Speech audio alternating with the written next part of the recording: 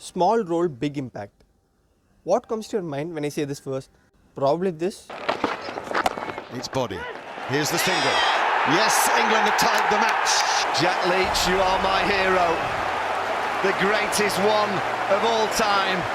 What an innings, what a player. Take a bow, Ben Stokes. Yes, of course, Jack Leach is the clear winner. But something else comes very close, and it is the ring. No, I'm not talking about the Lord of the Rings. I'm talking about piston rings. Yes, don't get fooled by their size or simplicity. These piston rings are extremely important in the context of an engine. And that is what we are going to see today in this video. What are piston rings and what makes them so important? What are the materials used and their manufacturing process? Let's not waste any time and jump right in.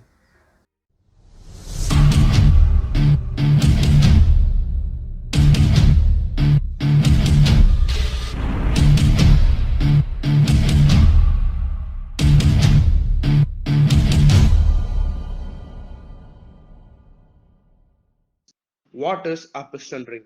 A piston ring is an expandable split metallic ring that is attached to the outer diameter of a piston in an internal combustion engine or a steam engine, usually used to provide a seal between the piston and the cylinder valve. Why are piston rings needed? Pistons are usually equipped with piston rings that fit into ring grooves in the piston valve, and they assure a snug fit of the piston into the cylinder. Piston rings are the essential components in the modern internal combustion engine in their optimum tribiological performance, which have a controlling influence in minimizing frictional power loss, fuel consumption, oil consumption, blow by, and harmful exhaust emissions. Function of piston rings: sealing of combustion gases, heat dissipation, scrapping and distributing oil. Sealing of combustion gases: they must seal the pressure in the cylinder and not allow the combustion gases and its byproduct to leak to the crankcase.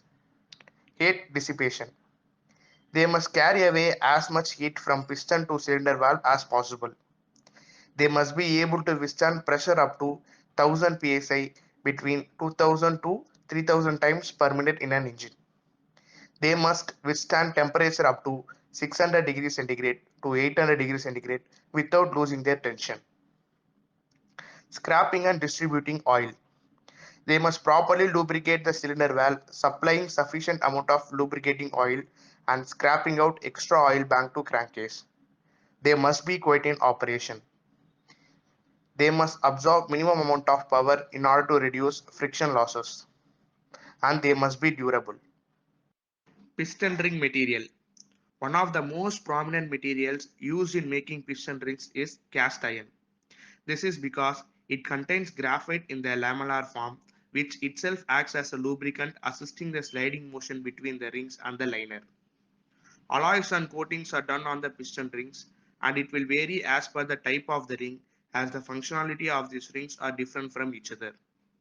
The most common form of alloying cast iron is chromium, molybdenum, vanadium, titanium, nickel, and copper. The piston ring material is kept harder than the cylinder liner to provide maximum life. Material properties: low friction coefficient. This property enables the piston rings to slide along the cylinder surface and make them capable to withstand high pressures at various temperatures under limited lubrication conditions. High modulus of elasticity.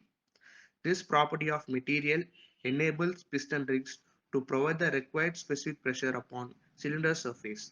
Further, it avoids the seizure of piston rings when they are moving in contact with the cylinder. High yield strength and hardness. Gray modified cast iron possesses the above properties. Therefore, piston rings are generally made up of cast iron or steel. Moreover, the properties depend on the structure formed during the casting process. There are different types of rings provided in a piston at various levels, which perform different tasks. The topmost groove of the piston consists of a compression ring whose main function is to seal any kind of leakage inside the combustion chamber during the combustion process. When the air fuel mixture is ignited, pressure from the combustion gases is applied to the piston head, forcing the piston toward the crankshaft. The pressurized gases travel through the gap between the cylinder wall and the piston and into the piston ring groove. During the combustion process, the force of the high pressure gases presses the piston ring against the cylinder liner wall, which helps it to form an effective sealing. This pressure pushing the piston ring is proportional to the combustion gases pressure. The next set of rings in the piston, which are placed below the compression ring and the above the oil rings, are called wiper rings. So they have a tapered face construction and it is used to further seal the combustion chamber. As the name suggests, they assist in wiping the liner wall clean of any excess oil and impurities. If any of the combustion gases were able to pass by the compression ring, these gases will be blocked by the wiper ring. The last set of rings are oil rings, which are located at the bottom grooves of the piston closest to the crankcase. The main function of the oil ring is to scrape any excess oil from the walls of the cylinder liner when the piston is in motion. Majority of the wiped oil is directed into the crankcase back to the oil sump. These oil rings came with spring fitted at the back in a 4-stroke engine to provide an additional push for wiping the liner walls. Next, we are going to see why piston rings fail. The combustion chamber exerts a tremendous pressure during the combustion on the piston rings. If the combustion pressure of the gas produced inside the combustion chamber is higher than the usual, it affects the ring performance, so that the piston ring fail. Piston rings are one of the smaller intricate compounds present in an automobile. Hence, their dimensions must be precise and accurate. Physically, they vary in size depending on the size of the piston and combustion chamber. These rings have a hairline break in them. This is to provide a complete seal in varying temperatures. Ideally, the process of manufacturing or producing a piston ring can be thought of in 3 steps. These are machining of the ring itself, making a break in the ring, heat treating the ring to an expanded state. For the piston ring to withstand the high temperature and high pressure, continuously cast iron is used. This is a high-grade fine-grained cast iron. The cast iron cylinder is fit into the lathe and is turned to obtain suitable outer diameter.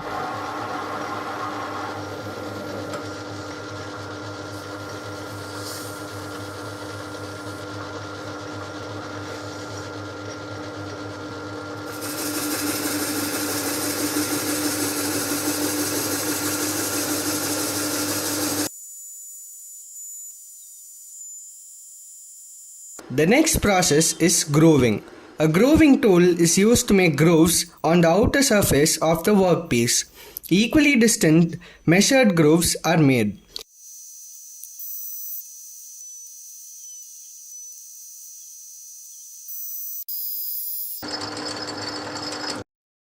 This is followed by undercut chamfering.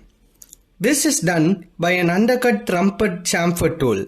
This helps chamfer the inner edges without changing the setup of the workpiece. This chamfering of inner edges helps slip the rings onto the pistons.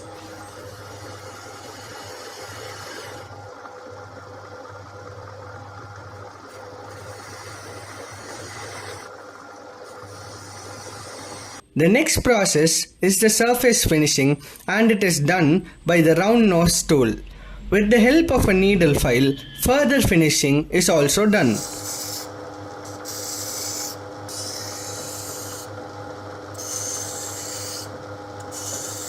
The final process to cut the rings from the workpiece is called trepanning, and a custom trepanning tool is used. The tool is plunged into the face and it forms radial grooves. Final surface finishing is done by rubbing the rings in light oil on wet and dry paper.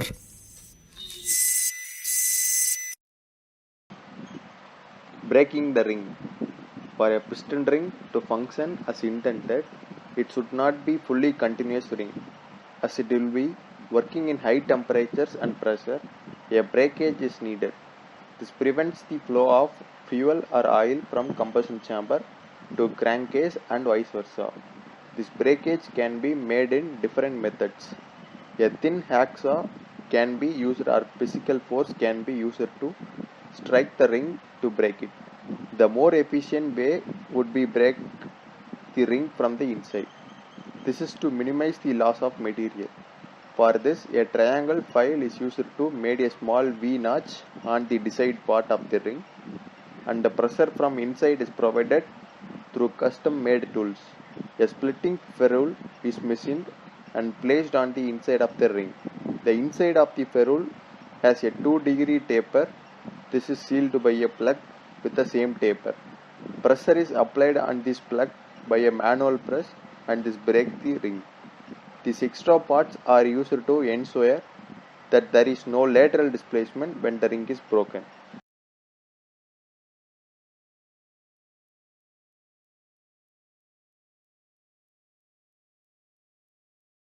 In its current state, the ring will not able to stop the mixing of fuel and gases efficiently.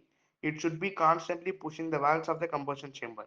This can be achieved if the natural state of the ring is an expanded state, and this expanded state if the ring is made to sit on piston inside the chamber. Thus, the ring tends to push outwards. For making the expanded state as its natural state, the rings are pulled to larger inner diameter and heated by, say, a manual torch. The heat is applied to the setup from the top to ensure that the heat is uniformly received. Then the rings are left to cool naturally. They require a slow cooling for higher strength and integrity. Finally, the rings, now broken and expanded, are taken from the setup and are cleaned and given a surface finish. They are ready to use. Thank you for tuning in, guys. We really hope this was useful and informative. For more such videos, subscribe to Megatrons and stay tuned.